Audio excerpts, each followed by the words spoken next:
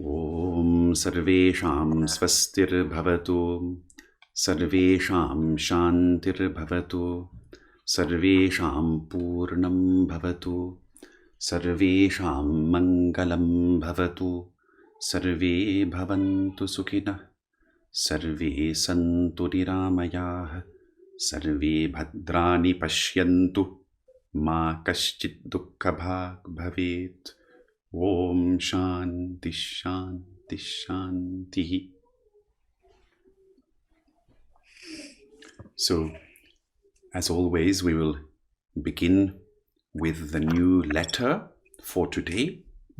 The new letter is the letter A.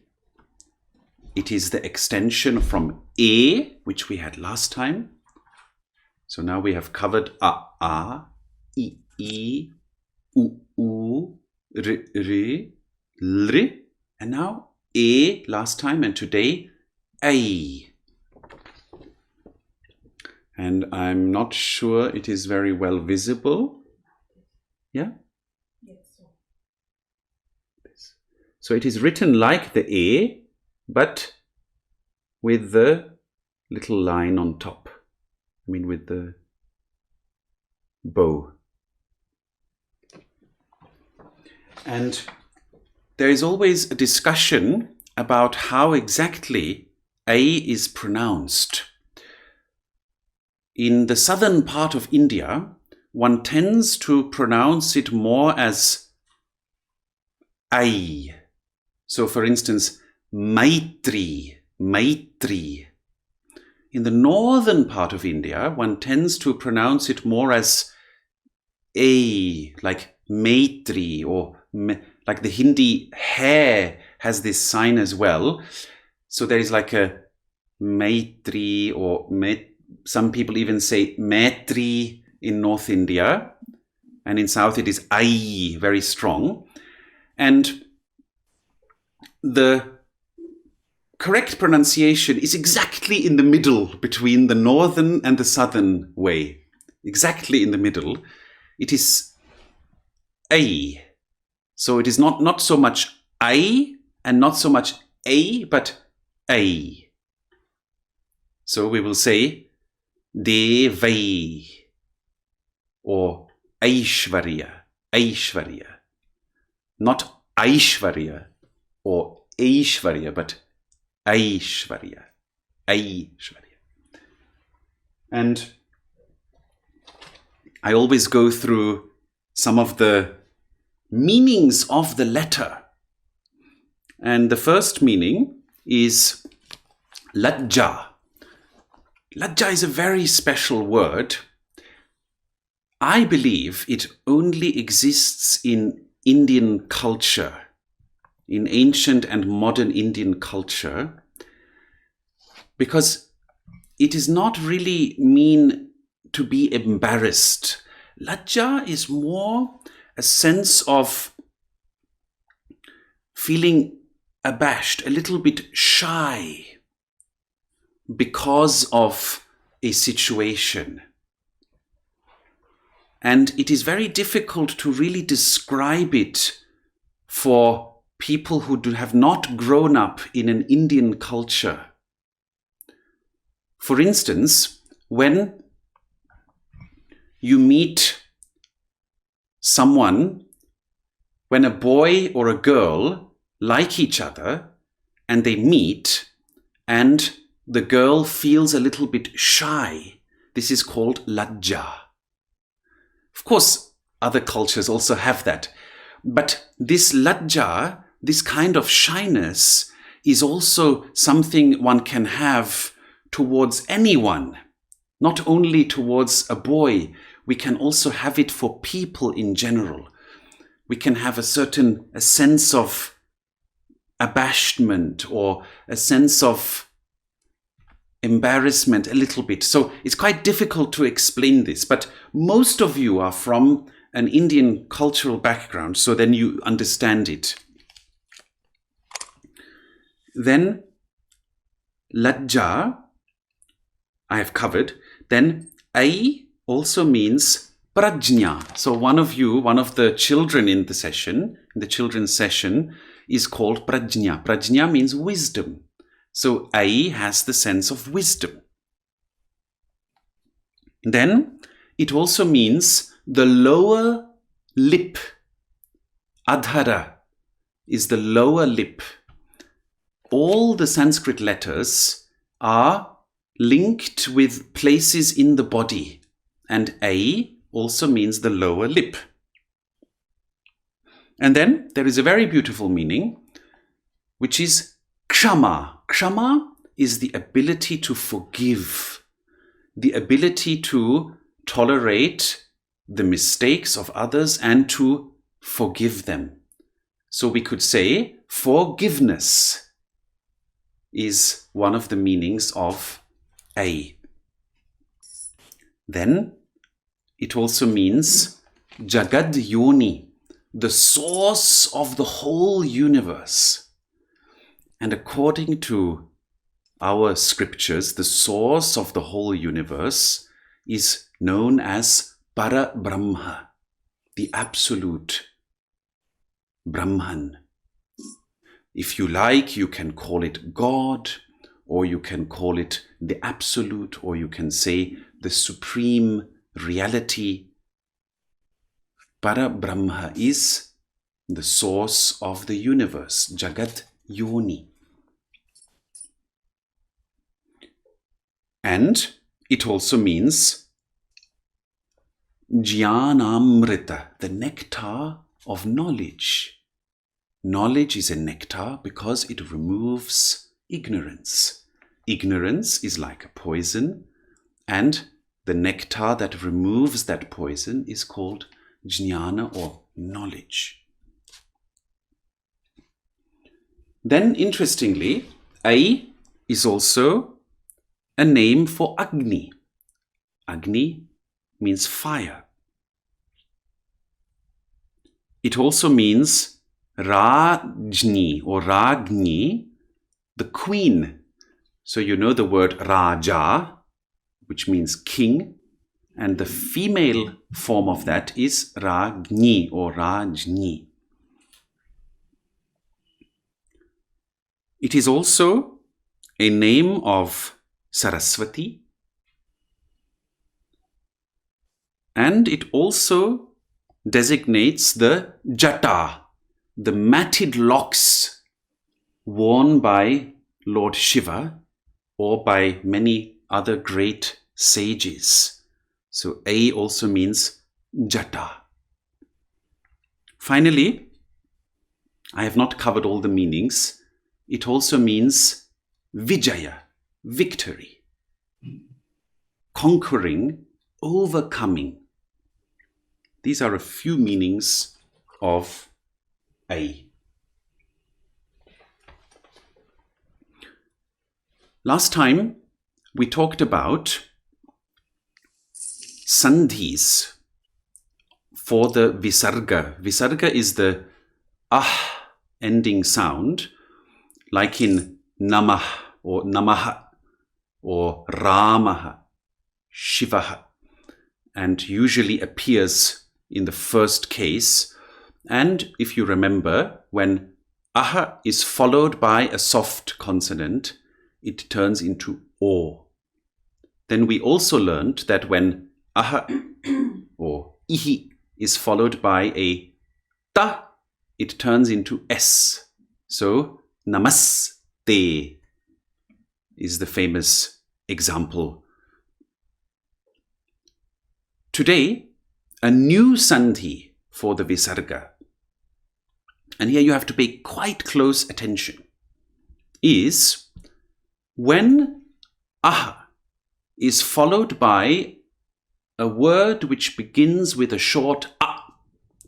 So for example, namaha and astu. Namaha means salutation, astu means may it be, or may there be. When aha is followed by a word beginning with a short a, then the aha turns into o, namo astu, and the a in astu vanishes. Namostu. And we mark this in Devanagari by adding like a kind of S looking sign. But we don't pronounce that. Simply Namostu. Namaha astu Namostu. And now can I ask, if you have understood this, what would be Ramaha asti? Ramaha asti. Would someone like to try?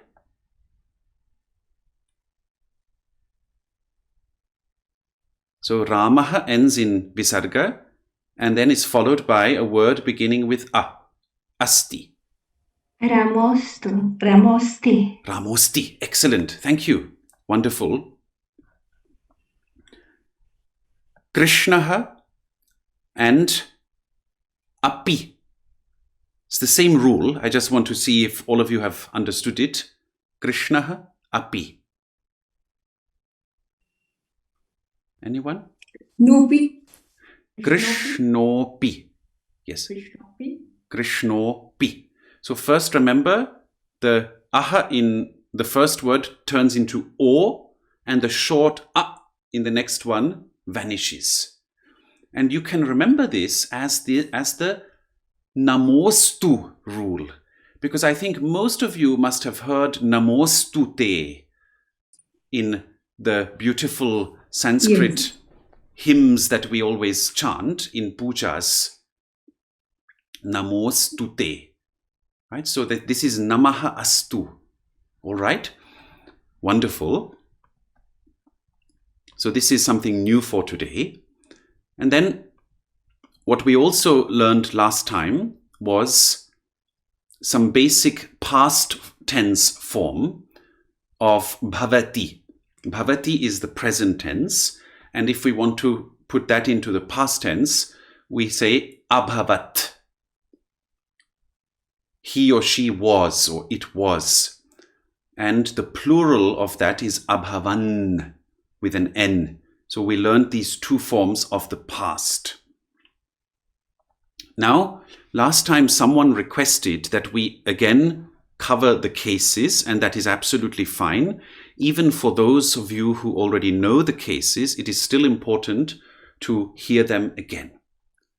Sanskrit has 7 cases. A case means the word slightly changes. The first case answers the question of who does something. Who is the agent of an action? When we say Rama gacchati, Rama walks, we can ask the question, who walks? Rama gacchati. This is the first case. And we mark the first case by putting a 1 as a learner in Sanskrit on top of a word. If we have identified the case, we put a little 1.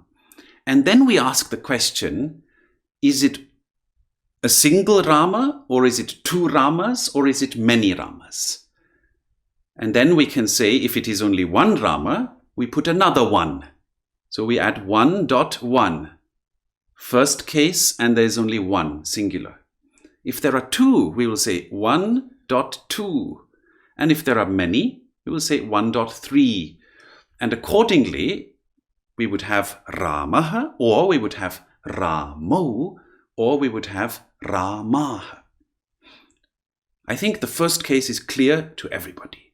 The second case answers the question of what is the object of the action. Not who is doing it, but what is the object.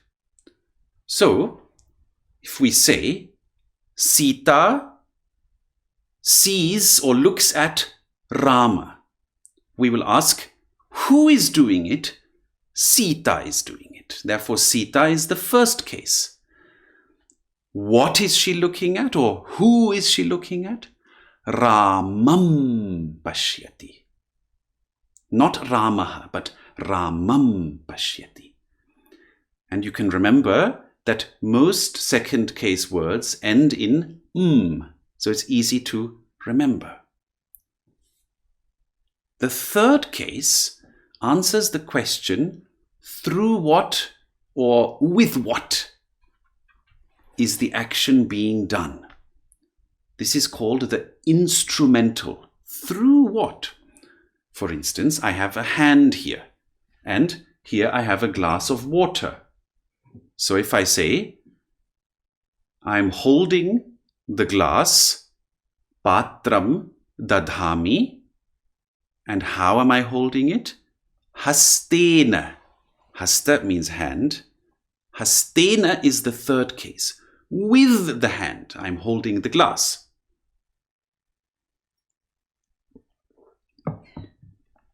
Or Rama hastena Banam, the arrow, dadhati. Rama holds the arrow with his hand, with the hand. Then the fourth case is also known in English as the dative. And this answers the question, for whom or to whom is the action happening? In the forest, Sita used to cook food for Rama. Sita Ramaya Bhojanam Pachati. Pachati means to cook. Bhojanam means food. Sita Ramaya Bhojanam Pachati. And this one you know from Namah Shivaya. The salutation goes to Shiva. So the fourth case answers the question for whom or to whom something is done. And the fifth case is very simply the opposite of the fourth case. The fifth case answers the question from whom or from what. So away from the person or away from a place. After Sri Rama finished the exile, he came back from the forest. So, Rama vanat agacchati. Vanat agacchati. Then the sixth case is known as the genitive, and it simply asks the question whose, of whom. Who does it belong to? Or whose? Ramasya Patni Sita asti. Sita is the wife of Rama. Arjunasya Patni Subhadra bhavati. Arjuna's wife is Subhadra. So this is quite simple, like in English. The genitive, when you say Mark's wife or when you say Jennifer's husband, you add this little apostrophe and S. This is also known as the genitive. And it is related to the Sanskrit, because in Sanskrit we also say Ramasya, so we also have an S. And then the last one is very simple. The seventh case asks the question, in whom or where is something? And Rama Vani Vasati. Rama dwells in the forest. So these were again the 7 cases. Now last time I gave you a little bit of homework. Did anyone do the homework? So Prisha's mother, yes? You can unmute yourself.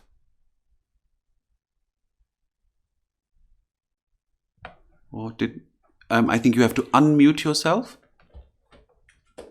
Yes? Oh, she's not seeing it. Did anyone do the homework?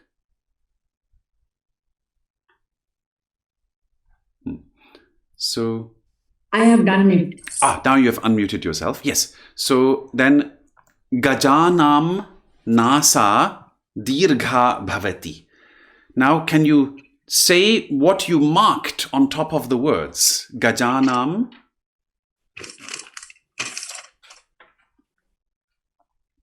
Did you identify the cases, madam? Yes, I have done it, sir. Yes. I'm just searching for the homework. Sure.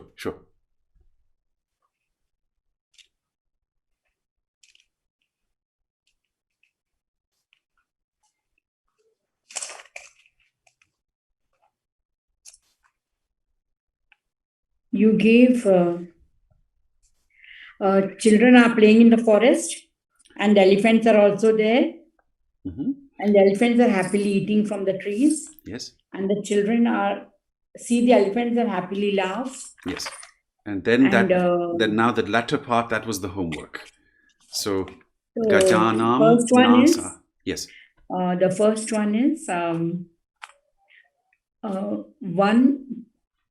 first is Balaha Vane Kridati. No, that we did in the session. Now you have to continue from Gajanam Nasa. That is where we continued with the homework. So just after Hasanti comes Gajanam. Bhavati. Yes, exactly. So what did you have there? Gajanam, sixth case. Yes. 6.3 of exactly. Elephants. Very good. Exactly. And Nasa 1.1, nose. Correct. And Dirdha, long. Very good. Is it 3 or 4? No, because Nasa, now remember Nasa is feminine and Dirgha has to correspond to the Nasa. Now it's very important in Sanskrit, if we say that something is, and then we use an adjective, the adjective has to have the same gender as the noun. So Nasa is feminine, Strilinga. Therefore, Dirgha has to be feminine too. I'm just trying to see how I can send into the chat. So, is it third case or fourth case? No, it is just 1 also, like Nasa. And Bhavati, to be. That Bhavati is is just the verb. 5.1. That's just the verb. That's the verb. So that is not a case. So that isn't to be. No. I'm just sending in again. This is what we covered here. I'm just sending it again for everyone. Yes, madam. Very good. And then the meaning is quite simple, right? Danto 1.2 case. Very good, madam. Exactly. Yes. And Api you gave also. Api means also. Yes. And Dirdho. Yes. 6.2 long.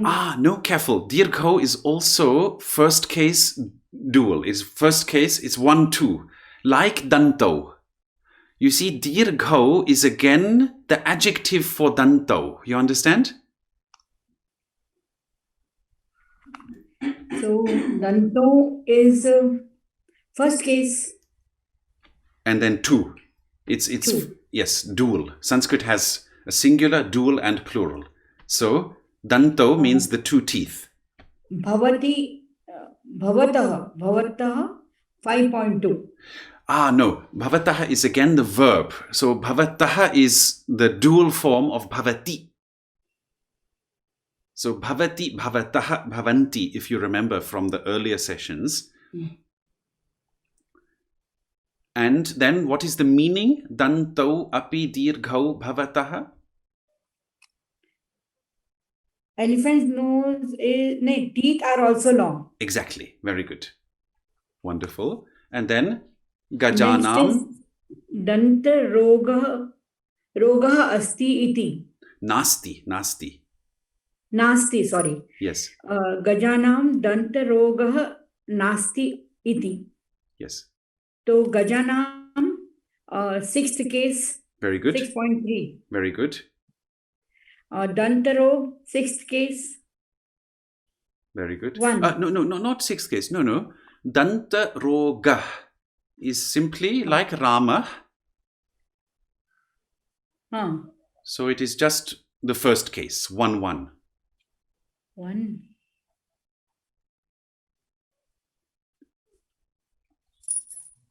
And what does Danta Roga mean? What do you think? Danta Rog means something to do with disease of the teeth. Disease of the teeth. Yes. Yes. And Nasti iti. Yes. I do not know the meaning of it. Nasti is na asti. Na means not, and asti you know. So na asti, nasti. Oh, that is, there is no disease in the teeth For the elephant, of the elephants. of the elephants. Very good. And iti, Yes, iti is when we end a quotation. Very good. Achha. And then tatra vane vyagrah dhavati. Dhavati. Tatra, 7th case, 7.1. It has that meaning, yes, all right. And vane, Vane, 7.1. correct.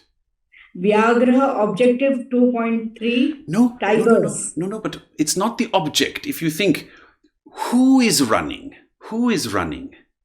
So it's the tigers, Vyagra. But then it's not the object, right? Then it is the subject. Okay. So what is the case of the Forest? subject? In the forest is the location, but Okay. Vyagrah is the subject. And what is the case of the subject? 1. Correct. Vyagra, Correct. more than 1. Just one. Okay, 1. So all very important. We are going very detailed now, always. So always remember when you ask who, the answer is the first case.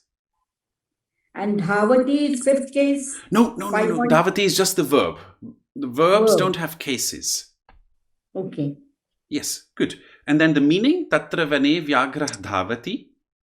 The tigers run there in the forest. The tiger is running in the Tatra forest. vane vyagra dhavati, tigers run Very there good. in the forest. And then the And last Balaha sentence. Shigram Graha Dhavanti. Yes.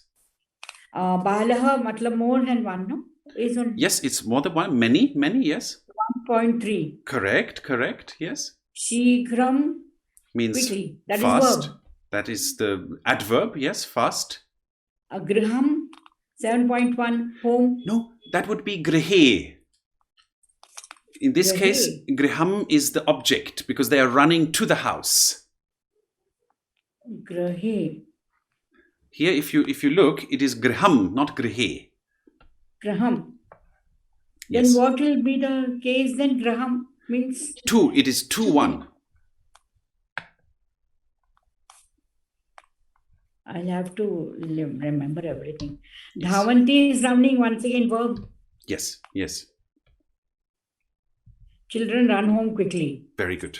Very good, madam. Thank you. Very good. That's all I've done. It's very good. It's very good that you did the homework. Wonderful. Thank you, Acharya-ji. Thank you. So now we will continue exactly in the same style because this is a very detailed class. Only I will give you one more information that we have done a little bit of the past tense, abhavat, abhavan. Now we will do a little bit of the future tense, which is very simple. The future tense is exactly the same as bhavati, only we add a little particle in between, ishya. Instead of bhavati, we say bhavishyati. So for the verb, you just add ishya. Vadati means to speak. If you want to say he or she speaks in the future, he will speak, you say vadishyati. Bhavishyati, vadishyati. And don't worry, I'll send you this in detail. That's all you need to know. Now, all of us together, I've sent it into the chat. We have a little text here. We will see how far we get. And you know most of the rules already that you need here for this. So, I think I changed the lower text a little bit, but it doesn't matter, no problem. So the first sentence is Vyagrah Shigram Kruddho Bhavati. Oh. So now, madam, you did a lot already. So now we will see Devika ji, would you like to try the cases? Don't worry if you can't do everything. So the first one is 1.1. Correct. Yes, 1.1. And the second one is the adjective. The adverb in this case. Adverb, Yes. Adverb. And okay, adverb. And now you have to think, remember, before you jump to the case, you have to also think, is there a sandhi? Sandhi means that something happened with the vowel or with the visarga. So now you see the form kruddho bhavati. So then you have to remember what... okay. So it would be... So that's the adjective for Viagra. Correct. And there's a visarga at the end. Yes, exactly. So what is the form? 1.1. It's 1.1, correct. But what would it be without the sandhi? Oh, kruddaha. Kruddaha, exactly. Very good. So now you've already done it. Vyagra shigram kruddaha bhavati. And now you go to the meaning. So all my Sanskrit students, they always know this. I always insist. First, we have to understand the sandhi. Because you see, if we don't understand the sandhi, now everyone, if you look at this sentence, Vyagra shigram kruddho, if we don't understand the sandhi, we can think endlessly what is the meaning of kruddho, we will never find out. Isn't it? If we don't think about the sandhi. Excellent. So now you've done that. All is correct. What is the meaning? So the tigers quickly become angry. Great. Very good. The tiger quickly becomes angry. Excellent. Wonderful, Devikaji. Now, would someone like to try the next sentence? Or just the next word also? Manushyopi. Manushyopi. Now, if you paid close attention to what we said at the beginning of the session, Manushyopi shigram kruddho bhavati. So is it okay for me to say? Let's just wait one moment. Is there anyone else who would like to try? Yes. Even humans. Or anyone else? Anyone else? Because there are... Hi, Namaste, Acharya. It's Renuka. Yes, sir. Namaste. Would you like to try? I missed the last lesson. So I'm a bit confused about the cases, but I think the manusya means angry towards the man. Careful. Don't. This is another rule in Sanskrit. We must never guess. We should never guess. All my Sanskrit students, they always know this story I tell, and I tell it almost in every lesson. There was, in the 19th century, there was a man, very kind-hearted, sweet man, and he wanted to translate the Yoga Vasishtha. The Yoga Vasishtha is 32,000 shlokas. So you have to imagine, it's longer than the Ramayana. The Ramayana has only 24,000. The Yoga Vasishtha has 32,000 shlokas. And this was a very sweet, wonderful man. And he wanted to translate it. And he took a sankalpa. I will translate the Yoga Vasishtha. I will make this the task of my life. There was only one little problem. He didn't know Sanskrit. So what he was doing, he was guessing from Bengali. He was guessing the meaning. And imagine, he spent, I think, 20 years of his life translating just by guessing. Now, God bless his soul, and may he become a great Sanskrit scholar in his next life. What do you think, my dears, is the result of that work, of 20 years' effort? It is shocking. If you see it, he was just guessing. I think, Devikaji, you would have made a better translation, So So now I'm just joking, but all my students, they know I always tell this story, same story again and again. So Renukaji, never try to guess in Sanskrit. It is better to say I don't know than to guess. Okay, thank you. So, but all right, what you know is Manushyo has something to do with humans, right? Or men, you said. Yes. But now at the beginning of this session, do you remember what I talked about? That what happens when Namostu or Ramosti or Krishnopi. Were you there already when I explained that? Was that last week? No, that was just today. That was about yes, I was. Yes. 25 minutes ago. Yes, I was. So I'll just repeat, don't worry.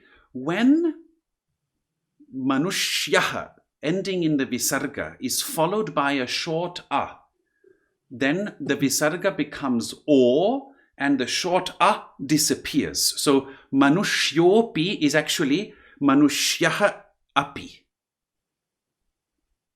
Okay. And Manushyaha, you rightly said, can mean a man or actually simply a human. And now that you know that, and the rest of the sentence, and Renukaji, do you know api, the meaning of api?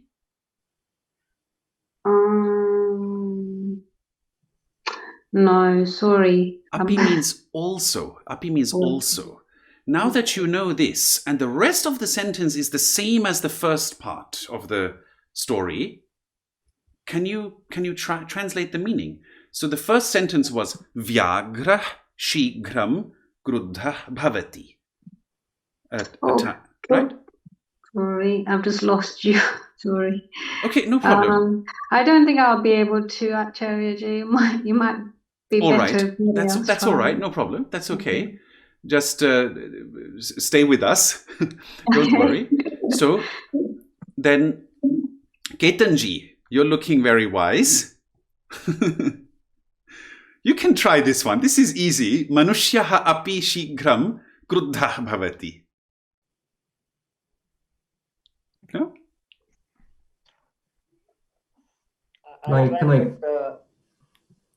My laptop got restarted, so the text has lost. Oh, you lost the text. All right, let me just repost the text. But the result may not be different. I still would not be able to make it. So this is the text in non-Devanagari, and I'll just paste again in Devanagari. Okay, so, but that's okay. So then Prisha's mother, would you like to try? So Humans also become angry quickly. The human being also becomes angry quickly. Quickly. Exactly. Right? So that's quite simple. I think most of you should understand this from your mother tongues also. But you see, when I said to Renukaji that not to guess, what I meant is it's all right to sort of, to think, oh, this could be the meaning, but you shouldn't jump to that because then you will be like our Bengali friend. So, Acharya, what does this P in between? Yes. So that's what I was explaining before. This is a sandhi. And the P has lost the A. So Manushya api becomes Manushyopi. This is a Visarga Sandhi, and it is like in Namostu te, which is Namaha astu. Namaha followed by a short A becomes Namostu. So the A of astu vanishes. Similarly, the A in api also vanishes when it is preceded by a Visarga. Right? This is quite a special rule. And don't worry, I'll send this also later as on a paper. All right, so Manushyaha is 1-1. Api means also. And the rest is the same as in the first sentence. Now we'll have a very easy one. Shri Krishno vadati. Devikaji, one moment. Balmukunji, would you like to try that? Shri Krishno vadati? It will be Sri Krishna Yes. vadati. Excellent. And Shri Krishna would be which case? 1-1. Correct, 1-1. Perfect. Thank you. Excellent. And then, once you have done that, then you should think about translating. You see? So first you think of, what is the sandhi? It is Shri Krishna, as Balmukunji said. Then you think, what is the case? Then you think of the translation. So Balmukunji, how would you translate? Sri Krishna says. Exactly, Shri Krishna says. And now is a direct quotation from the Bhagavad Gita. Krodhat bhavati sammoha iti. Remember, iti shows us it was a quotation. Krodhat. Now we have to go very word by word. Krodhat. Would anyone like to suggest the case of Krodhat? Devika? I'm not sure. And if you remember, yes? Case? Sorry? 5? Yes. Very good. And the word is krodha. So krodhat. And then what does krodhat mean? So from who is angry, or from where is anger coming? From. No, it means from anger. Oh, okay, from anger. From anger. The fifth case expresses from where. Yes. So like the seventh case means in what or where, the fifth case asks from where. Kahan se, right, in Hindi. Krodhat, so Shri Krishna says, Krodhat bhavati sammoha. What is sammoha? Any idea from your mother tongues? Now here you can all guess a little bit. Any idea? Yes, Prisha's mother? Together. Oh, Ketanji, yes, sorry? Samoa means all together. Ah, no. That is Attraction. samuha. That's Attraction. okay. You say attraction, and then someone else says Krishnaji. You said Impression. Attachment. Akarsham. so. Someone says akarasham, attraction. Okay, and then someone says attachment. Trusharji. Impression, like moha, to impress. Okay, interesting. This is interesting. All right, and Trusharji, thank you for your wishes, by the way. So, this is, Happy birthday. thank you. Happy birthday. Thank you. But now this is very interesting. I always find it very interesting because all of you come from different mother tongue backgrounds. So Devika ji is from a Punjabi background. Someone is maybe from a more South Indian Akarsham background. Ketan ji is a Gujju, right? He's a Gujarati. So a diamond trader. No, I'm joking. So, and Trusharji also is from Gujarat, I assume. So everyone comes from a different background among you. And the same word in your mother tongues has quite different meanings. And this is so interesting because Sanskrit, of course, is the mother of your mother tongues.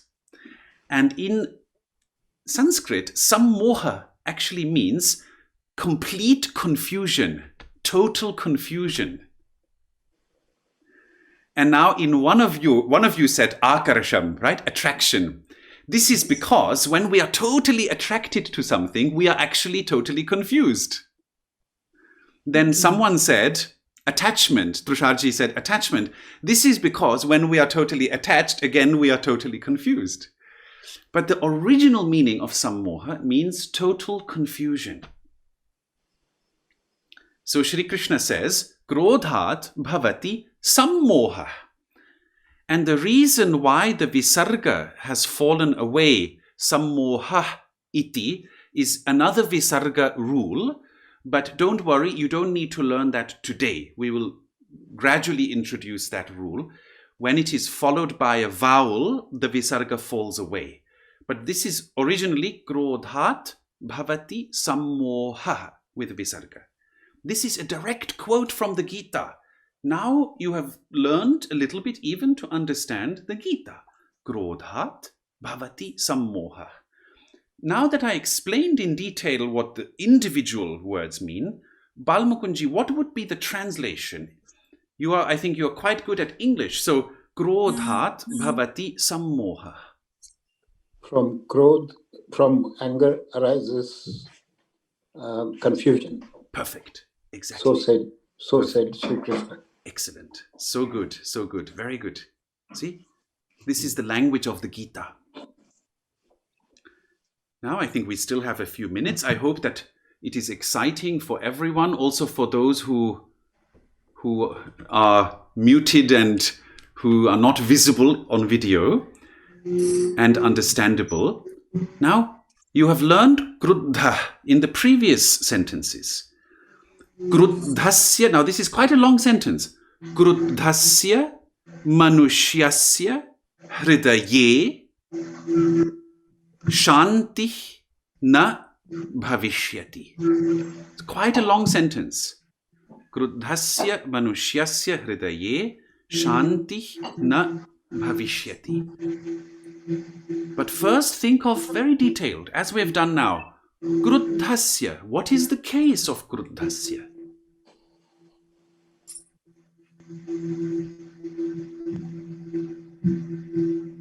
Anyone? Sixth case. It's Sixth case. Sixth case, yes. So you mark it, and is it singular or plural? Is it 6-1 or 6-2 or 6-3? One. Singular. 1, yes. So singular. And then manushyasya, Singular. singular. Same. And what case? Six. 6. So So now, fifth one. correct. So now you already know. Kruddhasya manushyasya. Quite simple to translate. How will you translate that? Kruddhasya manushyasya. Angry man. Angry human being. Angry human. But the sixth case, genitive. So, The anger of the man. no, of an angry human being, right? Because Kruddhasya is the adjective of manushyasya. But don't worry, we will just continue, then you will understand. Hridaye. Well, What case is hridaye? it's heart. It means heart, but what case is it? Locative case. Seventh case. Seventh case, locative. 7.1. 7.1. So then what is the meaning of hridaye, if you know that it is locative? In the heart. In the heart. Do you understand now? Kruddhasya manushyasya hridaye. Yes. Anger is in the human's heart. Not quite. That would be guessing. Not quite. Guessing. Then you will understand when the sentence ends. Shanti na bhavishyati. Bhavishyati is the future form of bhavati. Shanti na bhavishyati. What is the case of Shanti? 1-1. 1-1. So, Shanti na bhavishyati means? It will not be. There will not be peace. And where? Kruddhasya manushyasya hridaye. In the heart of the angry man. Exactly. In the heart of an angry human, there will not be peace. You understood? So, Shri Krishno vadati. Shri Krishna says, Krodhat bhavati sammoha iti. From anger arises confusion. And then we are saying, Kruddhasya manushyasya hridaye shanti na bhavishyati. And then the sentence continues, Swasti na bhavishyati. What is swasti? Swasti na indro. Peace. No, shanti is peace. Swasti. Well-being. Well-being, Health and Tusharji. well-being. Great, Tusharji. So, and how will you translate, Tusharji? Swasti na bhavishyati? I don't know, I'm sorry. Well, shanti na bhavishyati. There will not be peace. Swasti na bhavishyati. Swastina bhavishyati. There will not be Not be- well-being. We're being in the world. There won't be well-being. And then Purnam na bhavishyati. Purnam na bhavishyati. Yes. And does anyone remember the meaning of Purnam? Complete, whole. Completeness, wholeness, fulfillment. Exactly. So there won't be wholeness, or there won't be fulfillment. And then the last sentence, akrodhena. Now you have to use all your knowledge from so far. Prishaji's mother, what is the case of akrodhena?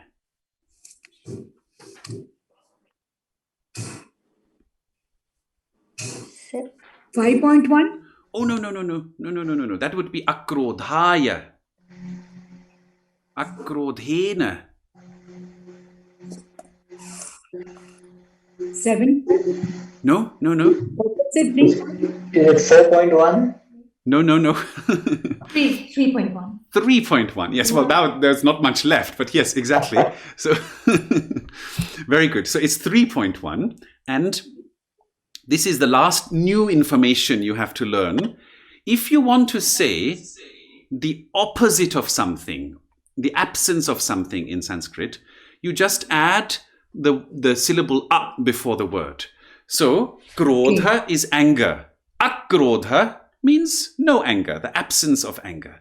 Like you have himsa and ahimsa, right? It's a very simple rule in Sanskrit. If I want to say there is ketan and there is not ketan, I will just say aketana, right? It's a very simple rule. Akrodhena. Akrodha means the absence of anger. And then Devikaji, what would be the meaning of akrodhena? If there's with no anger, With no anger, or through the absence of anger, Or free of anger? or through the freedom of anger. Sure, that's your decision how to translate. Tu means but. Mahasukham bhavati.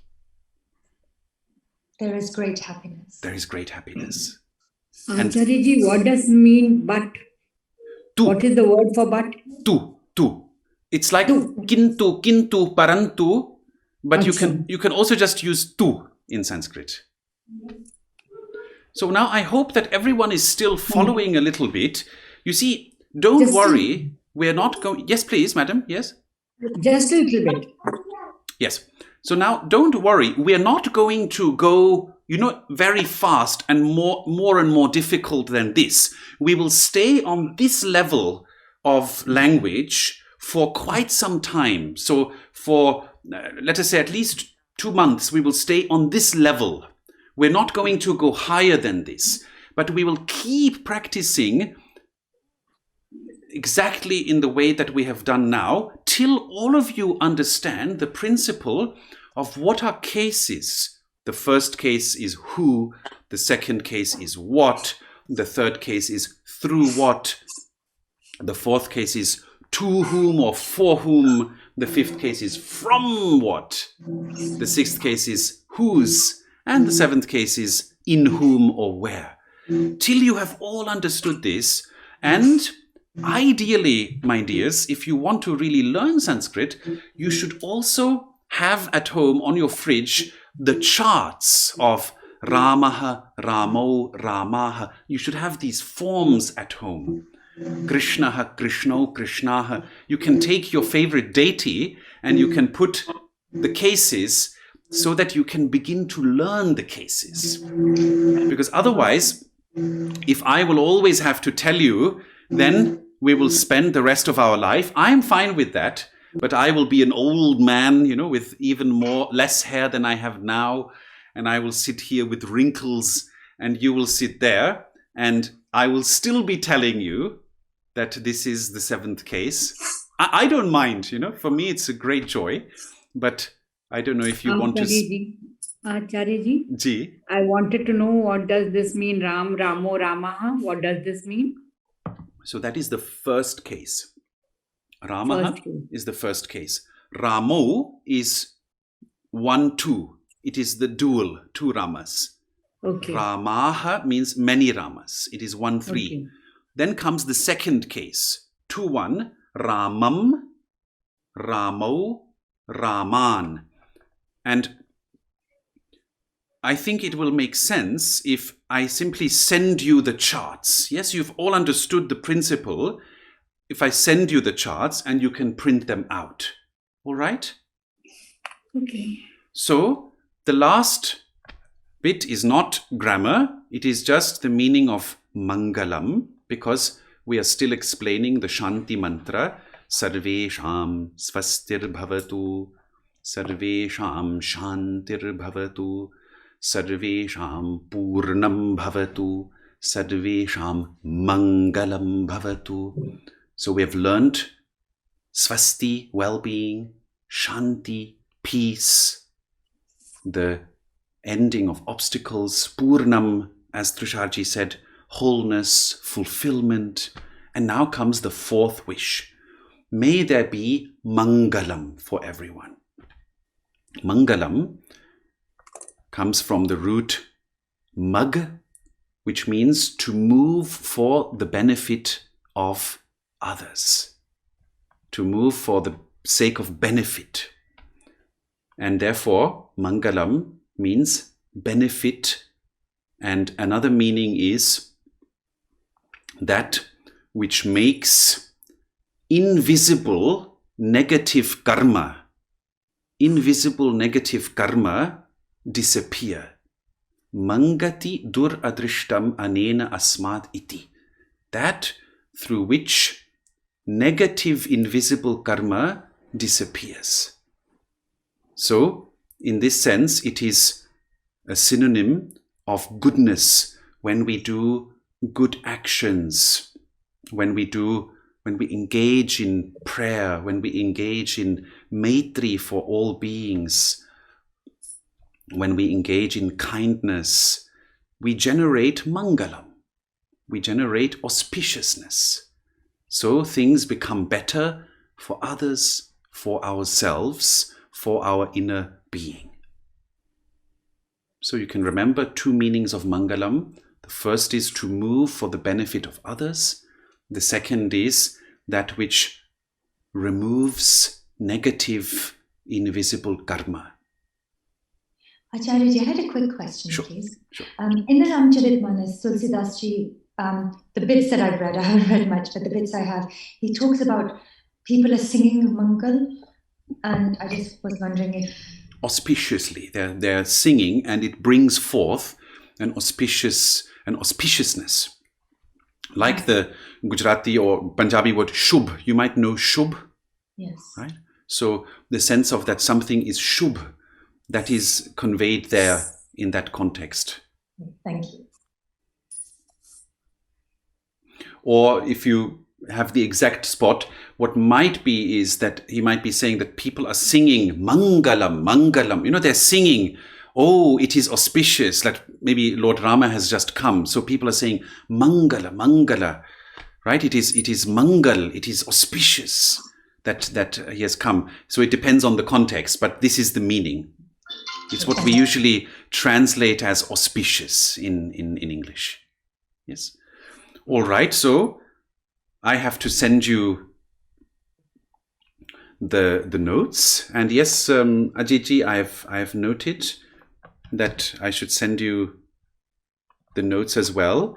And everyone, please continue to look at the cases. If I can request you perhaps to go through this same text that we just covered, those who are not sure yet, and to think, what are the cases, like we have done now, and to practice this, because then we can slowly make progress with Sanskrit. But I'm very happy that all of you are spending your time so meaningfully.